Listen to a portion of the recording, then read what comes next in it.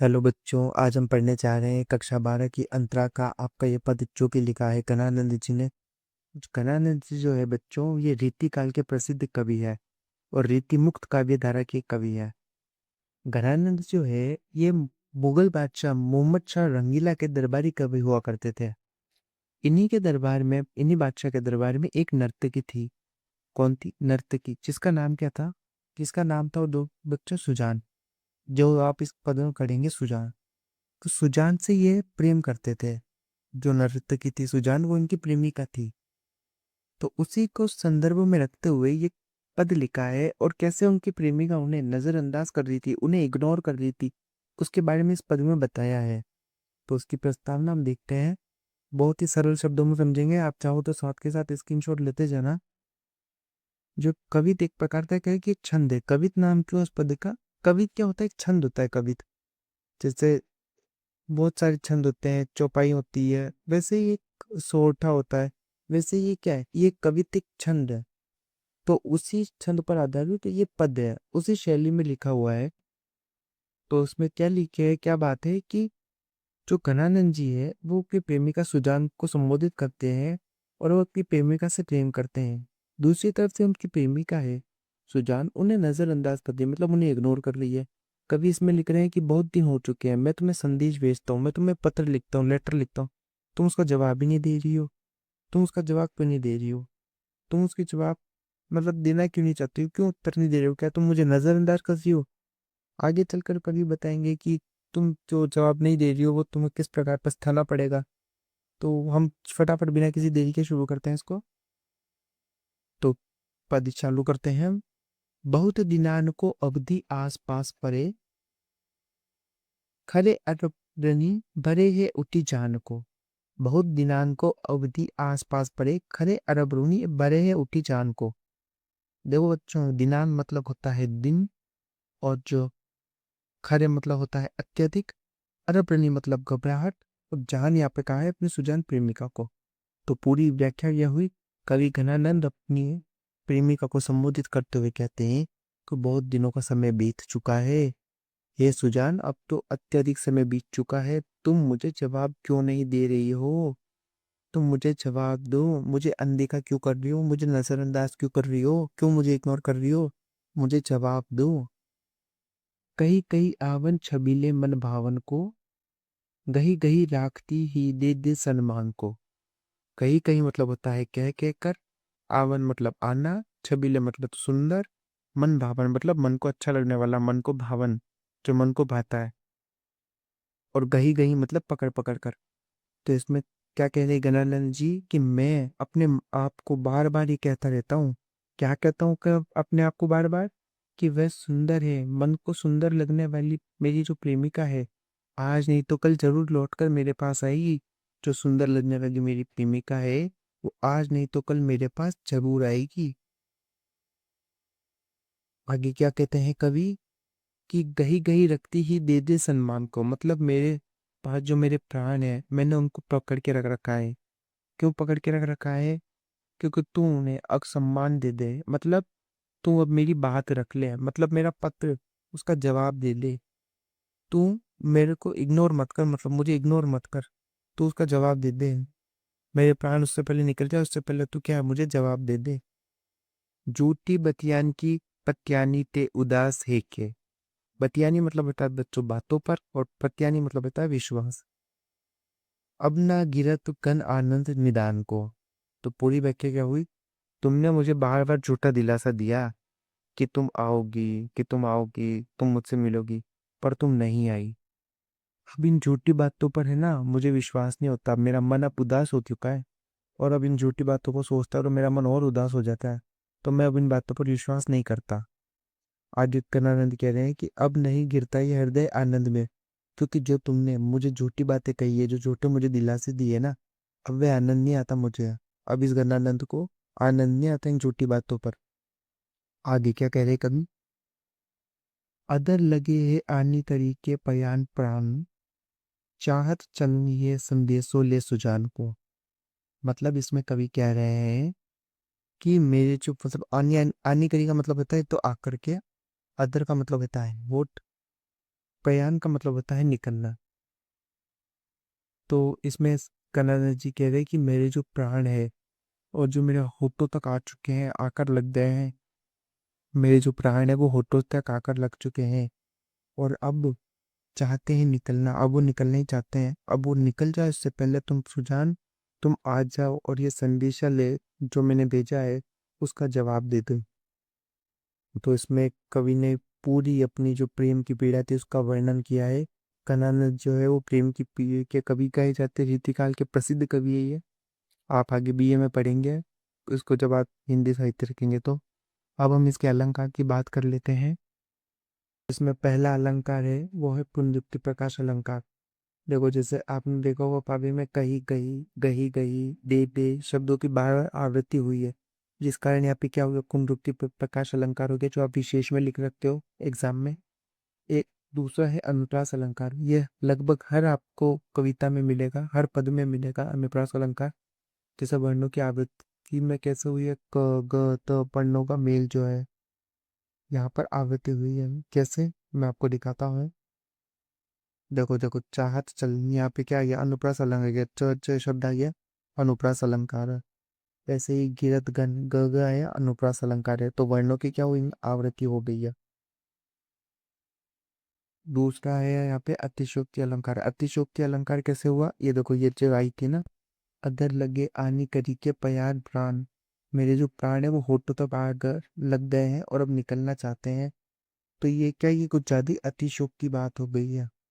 ऐसा कभी हो सकता है कि प्राण होठों तक आ जाए, मतलब बेचैनी हो सकती है, घबराहट हो सकती है, पर प्रैक्टिकली नहीं है ना, कि ये थोड़ी सी अतिशयोक्ति दर्शाता है।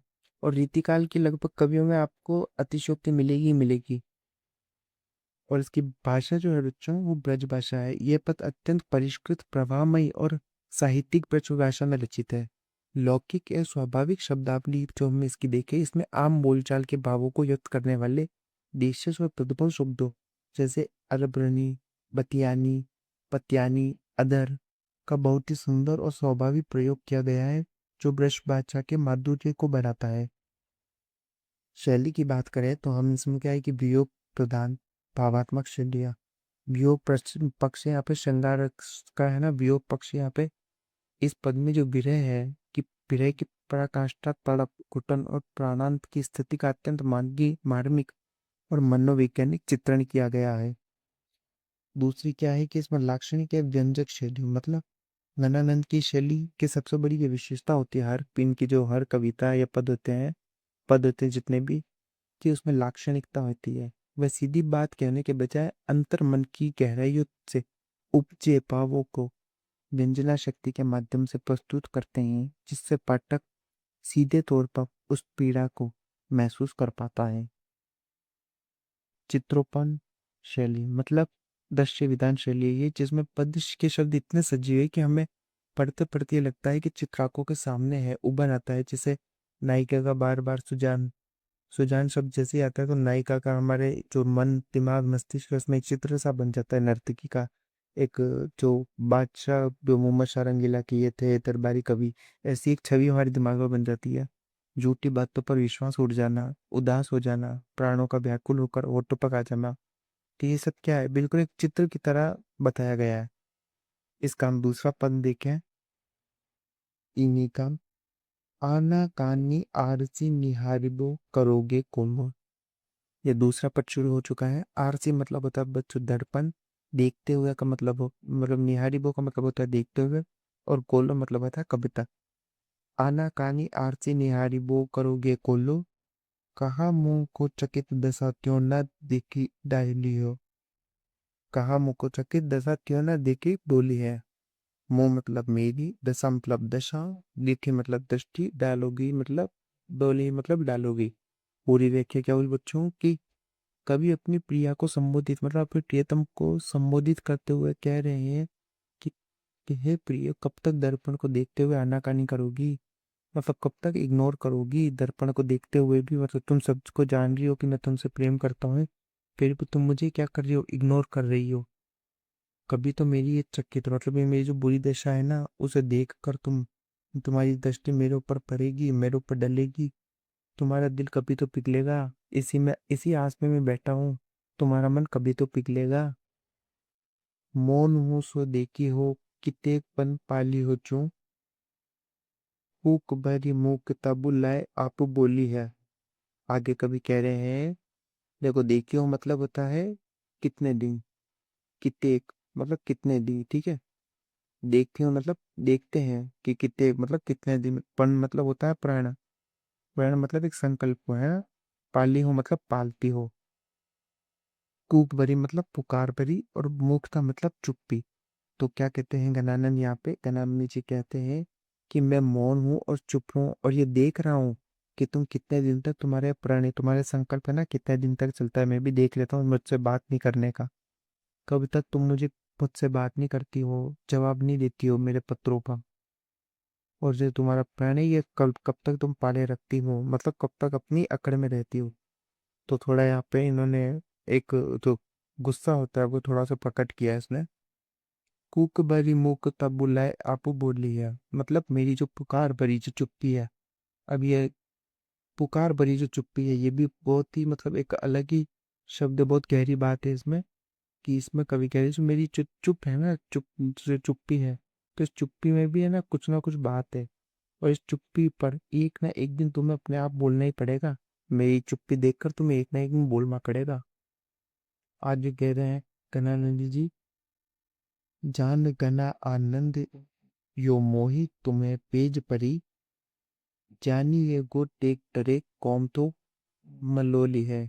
मतलब आगे कह रहे हैं कवि, जान गनानंद ओ मोही तुम्हें पेज परी, जानी है गो टेक टरे कौन दो मलोली है। मतलब हे देखो, जान मतलब कि सुजान, मोही मतलब मेरे, तुम्हें मतलब तुम्हारे, पेज मतलब बोर्ड, और परी मतलब पड़ी। यहाँ पे जानिए का मतलब समझ आएगा, समय निकलने के बाद, टेक टरे मतलब समय निकलने के बाद, मलोलिया मतलब मलाल पछताने, पछताना। तो क्या हुआ इसमें कि हे सुजान, मेरे और तुम्हारे बीच की जो है ना, तुम्हारे बीच एक होड़ लगी हुई है, मेरे और तुम्हारे बीच एक कंपटीशन चल रहा है कि सबसे पहले कौन आके बात करेगा, कौन बात करेगा, कौन जो है आगे शुरुआत करेगा। पर तुम्हें एक बात है ना समझ नहीं आ रही है, और एक समय ये बात तुम्हें समझ आ जाएगी, अर्थात समय निकलने के बाद तुम्हें समझ आ जाएगा कि तुमने कितनी बड़ी गलती की है। कि और तुम्हें जो मलाल है ना, मलाल रहेगा तो आज में पछतावा रहेगा। और कोई नहीं पछताएगा, केवल तुम पछताओगे, तुम कि तुमने मुझसे बात नहीं की, जबकि मैंने तुम्हें कितनी बार बुलाया, कितनी बार पत्र लिखा। तो इसी के साथ हमारा ये पद पूरा हो चुका है। इसमें हम, अच्छा, दो लाइन और बची है इसमें। रुई दिए रहोगे कहाँ लो बहराबे की, कब तुम मोरिए पुकार कान खोली है। रुई दिए रहोगे कहाँ लो बहराए की, कब हो तुम मोरिए पुकार कान खोली है। कवि कनानंद कहते हैं कि क्या तुम जो ये बहरे बनने की भूमिका निभा रही हो, अर्थात जो एक्टिंग कर रही हो, नाटक कर रही हो, ऐसे ही कानों में रुई लगाए हुए रखोगी। अर्थात कब तक मेरी बात नहीं सुनोगे तुम, कब तक ये लगाए रखोगी, कब तक मेरी बातों को अनसुना करती रहोगी। कभी तो मेरी पुकार तुम्हारे कान खुलेगी, कभी तो मेरी चुप्पी तुम्हारी बात तुम्हें बोलने पर मजबूर करेगी। तो विवेकानंद की एक आशावादिता इसमें थोड़ी सी झलकी है। बहराइबी का मतलब होता है बहरे बनने की, और खोलेगी का मतलब होता है मतलब खोलिए का मतलब होता है खोलेगी। तो इसमें हम विशेष की बात करें तो बच्चों, विशेष में भाव पक्ष का आंतरिक सौंदर्य देख रहे हैं इसमें। प्रेम की जिद और हट, मतलब पेज मतलब पता है हट। इस पद में कवि और सुजान के बीच किसी भी तरह की भावनात्मक कष्टी की जिद दिखाई दी है। सुजान अनदेखा कर रही है, अनाकानी कर रही है, और कवि ने ठान लिए कि वे हार नहीं मानेंगे। आगे, प्रेमिका जो आश्वस्त आत्मविश्वास है, कवि को पूरा विश्वास है कि वह चाहे कितनी भी कोशिश कर ले, कानों में रुई देना, चुप रहना, नजरें फेर लेना, एक ना एक दिन उसकी पुकार सुजान जरूर सुननी पड़ेगी सुजान को। और सुजान को आना पड़ेगा और मानना पड़ेगा, और उनसे बात करनी पड़ेगी, उसका मौन टूटेगा। अक्कड़पन और स्वाभिमान, थोड़ा गन्नानंद का यहाँ पे स्वाभिमान देखने को मिला है कि गन्नानंद प्रेम में सिर्फ रोना धोना नहीं कर रहे हैं, बल्कि एक अनदेखा, एक अनोखा स्वाभिमान और उल्हानक है। वे अपनी बात मनवाने के लिए प्रेमिका को ललकारने के लिए, मतलब एक ललकारते हुए एक अंदाज अंदाज मतलब एक ललकारते हुए अंदाज की चुनौती लेते हैं, चैलेंज देते हैं कि कब तक बात नहीं करोगी, मैं भी देख लेता हूँ। अलंकार की बच्चों बात करें तो अनुप्रास अलंकार है, और हर काव्य में हो गई अलंकार तो वर्णों के आवृत्ति जब पद में सौंदर्य प्रवाह आया है। उदाहरण कहो कहो, पन पाहिल जून, ऐसे। पुनरुक्ति प्रकाश अलंकार है इसमें, जहाँ एक ही शब्द आए बिना अर्थ बदले दोहरा हो, तो उसे आनाकानी। और कहीं कहीं जैसे प्रयोग होना। मानवीय पर अलंकार है, मूकता जो चुप रहने की स्थिति है ना, उसको भी एक सजीव पात्र की तरह बुलाकर बोलने पर मजबूर करने की बात की है। कोक बरी मूकता बुलाए आप बोली है। ये जो लाइन है ये इसमें क्या है, मानवीकरण या स्वभावोक्ति अलंकार है। प्रश्न अलंकार भी आया है इसमें, पद में लगातार प्रश्न पूछे गए हैं, जैसे आरती निहारी वो करोगे कोलो, और रुई दिए रहोगे कहाँ लो बहरा बे की। जो कवि की आक्रोश और जिज्ञासा और जो हट है कवि की, उसको तीखा बनाती है। भाषा शैली की बात करें हम इसमें, तो भाषा अत्यंत परिष्कृत प्रभावमयी और साहित्यिक ब्रज भाषा का प्रयोग इसमें किया गया है। छंद की बात करें तो यह निश्चित रूप से कवित्व छंद है, जिसमें प्रत्येक चरण में 31 वर्ण और 16 और 15 परियति होते हैं, और अंत में गुरुवान आता है। शैली की बात करें, उल्हाना एक चुनौती प्रधान शैली है, जिसमें प्रेमिका की बेरुखी पर सीधा तंज कसने और इसको चुनौती देने वाली आक्रामक किंतु प्रेमपूर्ण शैली का प्रयोग हुआ। व्यंजकता और मुहावरे का प्रयोग, कानों में रुई देना, आनाकानी करना। मतलब ये जो शब्द है ये क्या है, ये मुहावरे टाइप ही है कि कानों में रुई देती हो, आनाकानी करना, दीठी डोलना, जैसे रोजमर्रा के मुहावरेदार शब्दों का प्रयोग है। रस की बात करें तो नायक की तड़प और हट के कारण यहाँ भी वियोग और श्रृंगार, मतलब श्रृंगार रस का वियोग पक्ष है। वीडियो पे कैसी लगी हो, लाइक करो, शेयर करो, कमेंट करो और सब्सक्राइब करो। आपको किस पर नेक्स्ट वीडियो चाहिए, और चैनल को सब्सक्राइब करना मत भूलना। Thank you for watching.